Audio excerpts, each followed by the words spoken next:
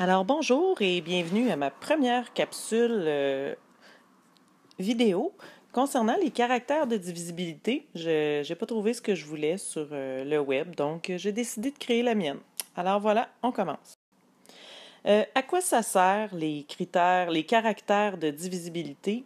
Premièrement, concrètement, pour un élève de sixième année, ça va te servir à faire très prochainement l'arbre des facteurs premiers d'un nombre. On va voir ça sous peu. Et deuxièmement, au courant de l'année, on va avoir à simplifier une fraction à sa plus simple expression. Ça va vraiment être utile de connaître les caractères de divisibilité. On va commencer par les plus faciles, évidemment. D'abord, ceux que tu connais. Un nombre est divisible par 2 si c'est un nombre pair. Donc, si il se termine par 0, 2, 4, 6 ou 8. Donc, par exemple, je pourrais prendre un très grand nombre comme 1 872 452 et tu pourrais tout de suite deviner que ce nombre-là est divisible par 2 puisqu'il se termine par un nombre qui fait partie des nombres pairs, donc les nombres qui se terminent par ces chiffres-là. Ce sont des nombres pairs. Le deuxième que tu connais bien, ce sont les nombres qui sont divisibles par 5. Donc, les nombres qui sont divisibles par 5 se terminent se terminent par 0 ou 5. Donc, par exemple, un autre grand nombre, 2 475 660. Ben, tu sais que ce nombre-là se divise par 5. Il est divisible par 5 puisqu'il se termine par le chiffre 0. Si c'était terminé par le chiffre 5, eh bien, tout simplement, ça aurait été la même chose. Il aurait été divisible par 5. Le dernier, donc un nombre est divisible par 10 si il se termine simplement par le chiffre 0.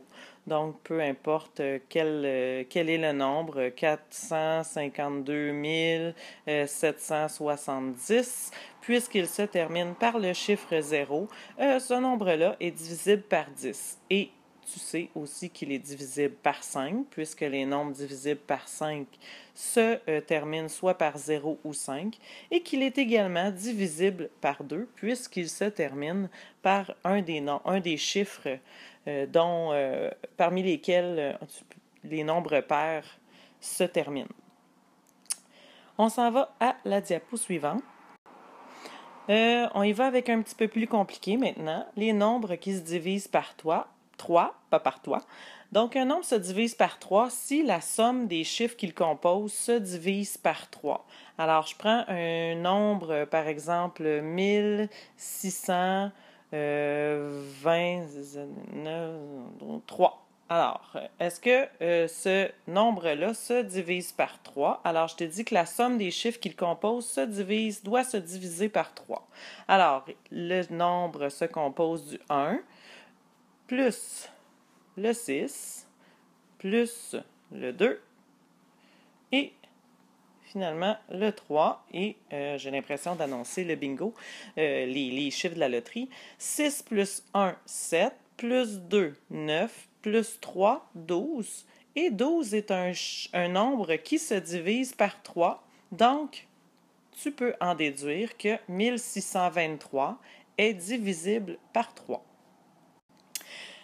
Pour les nombres qui se divisent par 6, c'est assez simple. C'est qu'il doit se diviser par 2 et 3.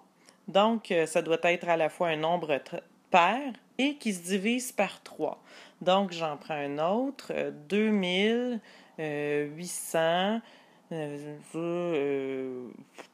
qui se divise par 3, 8, 9, 10... 11, 12, 13, 8, 9, 10, 11, 12, 13. Et voilà, 2832. Alors, est-ce que 2832 se divise par 2? Oui, puisqu'il se termine par le chiffre 2. Et est-ce qu'il se divise par 3? Dans ce cas-là, on doit vérifier si la somme des chiffres qu'il compose est divisible par 3. Donc, 2 plus 8, 10, plus 3, 13, plus 2, 15. Est-ce que 15 se divise par 3? Oui, ça donne 5. Donc, on peut en déduire que puisque 2832 est à la fois un nombre pair et qu'il se divise par 3, eh bien, c'est certain qu'il va pouvoir se diviser par 6. Un nombre qui se divise par 9, ça ressemble un peu au caractère de divisibilité du 3. Donc, on doit additionner les chiffres qui composent le nombre et ça doit se diviser par 9. Par exemple, je prends 378 000, 243, par exemple. Alors, j'additionne les chiffres qui composent mon nombre. 3 plus 7, 10, plus 8, 18, plus 2, 20, plus 4, 24, plus 3, 27. Alors, est-ce que 27 se divise par 9? Oui, 27 se divise par 9. Ça donne le chiffre 3. Donc, 378 243 est un nombre qui est divisible par 9. Donc, on va vérifier jusqu'à maintenant ce qu'on peut dire avec ce qu'on sait. Donc, on a appris les caractères de divisibilité du 2, du 5, du 10, du 3, du 6 et du 9. Donc, on peut les vérifier avec le nombre 4 782 120. Alors, est-ce que ce nombre-là est divisible par 2? On peut dire que oui, puisqu'il se termine par le chiffre 0. Donc, c'est un nombre pair. Les nombres pairs se terminent par 0, 2, 4, 6, 8. Alors, il est divisible par 2.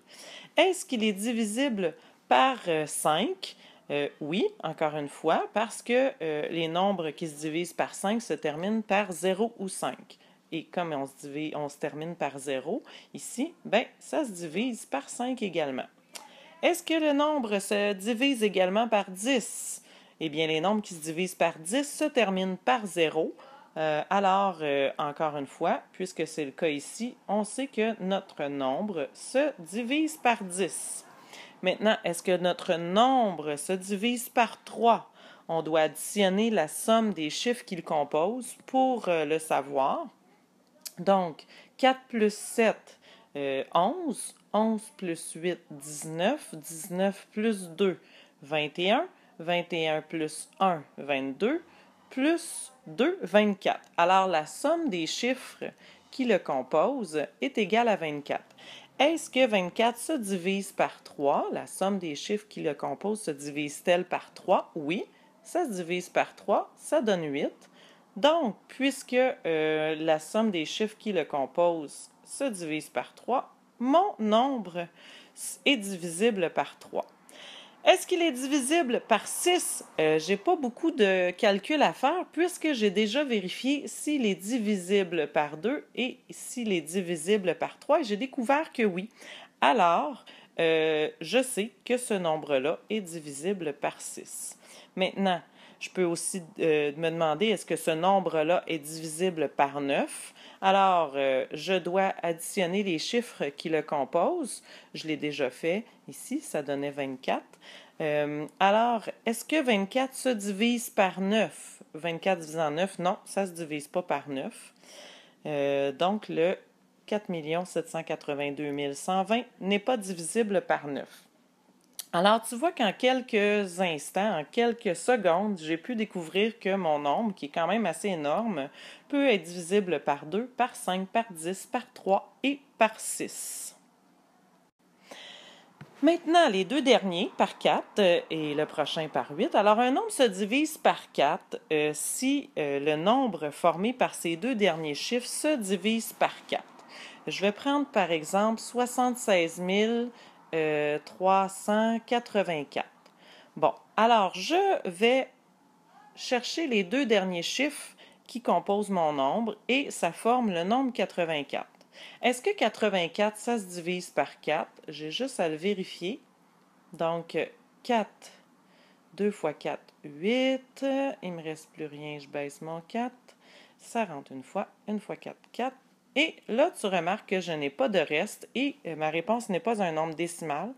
Donc, comme le nombre formé par les deux derniers chiffres se divise par 4, alors 76 384 est divisible par 4. Pour terminer, un nombre se divise par 8 si le nombre formé par ces trois derniers chiffres se divise par 8. Alors, je prends un autre nombre au hasard. Non, non, non, je me suis tellement pas préparée. Alors, je choisis 32 696. Pour savoir si ce nombre-là se divise par 8, bien, je dois prendre les trois derniers chiffres qui le composent et je dois les diviser par 8. C'est sûr que c'est pas aussi rapide que mes autres formules, mes autres caractères de divisibilité, mais c'est quand même moins long que de diviser tout mon nombre au complet. Donc, il rentre 8 fois, 64, reste 5, je baisse le 6, ça rentre 7 fois, 8 fois 7, 56, et il ne me reste rien. Donc, je n'ai pas de reste, ma réponse n'est pas un nombre décimal. Donc, le nombre formé par les trois derniers chiffres de mon nombre de départ est divisible par 8. Alors, je peux affirmer que tout ce nombre-là est divisible par 8.